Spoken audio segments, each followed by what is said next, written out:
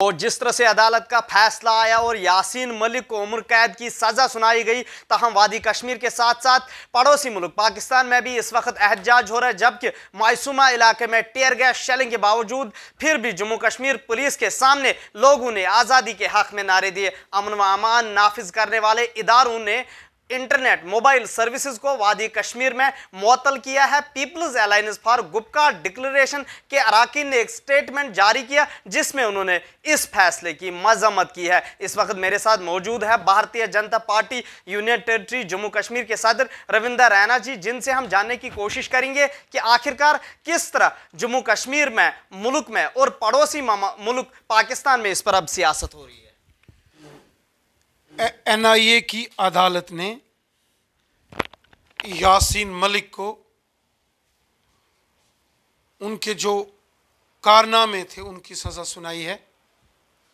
खुद यासीन मलिक ने अदालत में इस बात को कबूला कि उन्होंने पाकिस्तान से करोड़ों रुपया पैसा लेकर कश्मीर के अंदर दहशतगर्दी को बढ़ावा दिया। यासीन मलिक ने अदालत में इस बात को कबूला कि पाकिस्तान से पैसे लेकर वो यहाँ के नौजवानों को LOC के पार मुजफ्फराबाद, मीरपुर, कोटली, भिंबर इधर भेजते थे और उनको दहशतगर्दी ट्रेनिंग लेने के लिए यहाँ से भेजते थे। यासीन मलिक ने खुद अदालत में इस बात को कबूला कि वो पाकिस्तान की खुफिया एजेंसी ISI और पाकिस्तान की जो दहशतगर्दी तंजीमें हैं उनके सरगनाहों के टच में थे और दहशतगर्दी को अंजाम देने और बेगुनाह लोगों के कत्ल में शामिल था। जब यासीन मलिक ने अदालत में खुद इस बात को कबूला और उसके बाद भी अदालत ने उनको ये मौका दिया कि वो अपनी पैरवी करें, उन्होंने अपने वकील से अपनी बातें रखी। अदालत ने दोनों जो पक्ष थे उनको सुना और उसके बाद अदालत ने यह फैसला दिया है और उनको उम्र कैद की सजा है। ये तो उनके गुनाह हैं, जो बेगुनाह लोगों की हत्याएं हुई, जो बेकसूर लोग कश्मीर के अंदर मारे गए। जम्मू कश्मीर के साबिक चीफ मिनिस्टर फारूक अब्दुल्ला लगातार कह रहे हैं 5 अगस्त 2019 के बाद कि आतश फिशान है कश्मीर में, वो फटने वाला है। कहीं ना कहीं वो फट गया है कि वादी कश्मीर में एहतजाज हो रहे और आज़ादी के हक में नारे, पाकिस्तान के हक में नारे। ये कोई आतश फिशा नहीं है जनाब, ये कोई ज्वालामुखी नहीं है। एक दहशतगर्द जिसने कश्मीर के अंदर बेगुनाह लोगों की हत्याएं की, तो लोग एहतजाज कर रहे हैं इस फैसले के खिलाफ, लोग नारेबाजी। चंद लोग अगर निकले हैं तो पूरे कश्मीर को आप मत बदनाम करो, पूरे कश्मीर के लोगों को मत बदनाम करो। जनाब, सुंबल के हाजिन में 8 साल के मासूम बच्चे आतिफ मीर का कत्ल कर दिया गया। क्या वो मुसलमान नहीं था? वो भी मुसलमान था। उसके घर वाले भी नमाज पढ़ते थे, उसके घर वाले भी रोज़ा रखते थे। क्या कसूर था 8 साल के बच्चे का? क्या उसने पाकिस्तान के ऊपर एटम बम मारा था आतिफ मीर ने, जो उसका गला काट दिया गया 2019 में उसके घर में जाकर रात को? क्या कसूर था पुलवामा की एक बहन, क्या कसूर था पुलवामा की इशरत मुनीर का कि जिसके जिस्म को लहू लुहान कर दिया गया और छलनी छलनी कर दिया गया? क्या कसूर था खुशबू जान का, जिसको शोपियान में उसका गला काट दिया गया?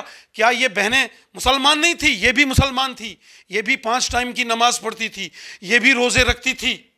क्यों इनका कत्ल किया गया? किस किताब में लिखा है कि बेगुनाहों का आप कत्ल करो? आप दहशतगर्दी करेंगे और कानून आप तमाशा नहीं देख सकता है। सियासत है ये, कई सियासी पार्टियों ने इसकी मजम्मत की है इस वक्त, जिसमें PDP, नेशनल कॉन्फ्रेंस, पीपल्स कॉन्फ्रेंस, अपनी पार्टी और PAGD की तमाम। देखिए, वो महबूबा मुफ्ती साहिबा हो या बाकी का कोई लीडर हो, ये दहशतगर्दी से खेलने का काम बुरा होता है। ये आग से खेलने का काम है जनाब, और आग से जो खेलता है आग उसी को भस्म कर देती है। ये आग से नहीं खेलना चाहिए, चाहे वो महबूबा मुफ्ती साहिबा हो या कोई और हो। क्या महबूबा मुफ्ती साहिबा इस बात का जवाब देंगी कि जो कश्मीर के अंदर बेगुनाह मुसलमानों का कत्ल हुआ है वो किसने किया है?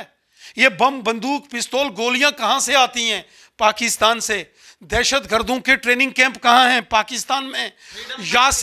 यासीन मलिक जैसे लोग यहाँ के नौजवानों को पाकिस्तान भेजते हैं और दहशतगर्दी की ट्रेनिंग देके यहाँ मौत के कुएं में नौजवानों को धकेलते हैं, तो कानून तमाशा देखेगा?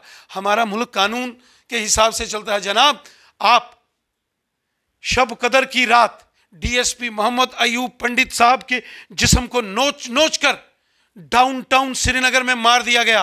क्या कसूर था डीएसपी मोहम्मद अयूब पंडित साहब का? क्या कसूर था लेफ्टिनेंट उमर फयाज साहब का? अपने घर में आए थे कुलगाम में।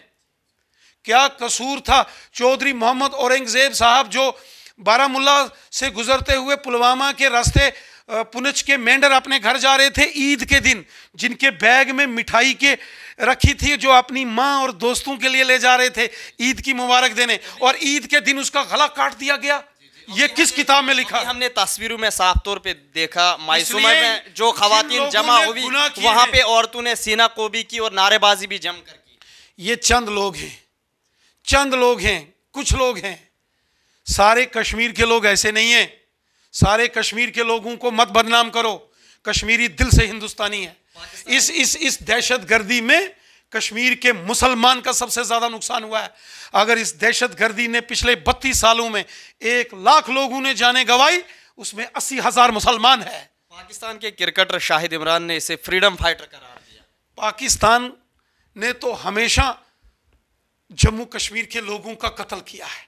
जम्मू कश्मीर के लोगों का अगर सबसे बड़ा कोई कातिल और गुनाहगार है तो पाकिस्तान है। पाकिस्तान मुसलमानों का दुनिया में सबसे बड़ा कातिल है।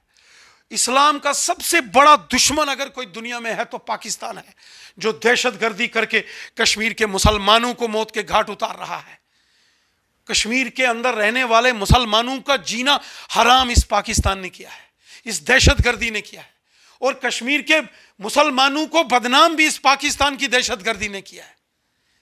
कश्मीर का गुनाहगार अगर कोई है पाकिस्तान है, और गुनाहगारों को सजा तो मिलेगी, कानून देगा। कानून ने जो सजा दी है, उन्होंने दोनों साइड्स को सुना है। यासीन मलिक को भी सुना है, उनके वकील की भी सुनी है। उसके बाद उन्होंने ये फैसला सुनाया है। अभी यासीन मलिक के खिलाफ टाडा अदालत में एक जो हत्या, उन्होंने 4 एयरफोर्स के लोगों पर ग्रेनेड फेंककर 4 लोगों को मारा था, और जो रूबिया सैयद को उन्होंने किडनैपिंग का केस, ये भी तो यासीन मलिक के खिलाफ है। ये महबूबा मुफ्ती साहिबा की हमदर्दी रूबिया सैयद अपनी बहन जो है उसके साथ होनी चाहिए कि रूबिया सैयद जो है उनको किडनैप करने वाले यासीन मलिक के साथ है? मैं हैरान हूं। उनको अपनी बहन के साथ खड़ा होना चाहिए, ना कि बहन के दुश्मनों के साथ। चलिए, बहुत बहुत शुक्रिया।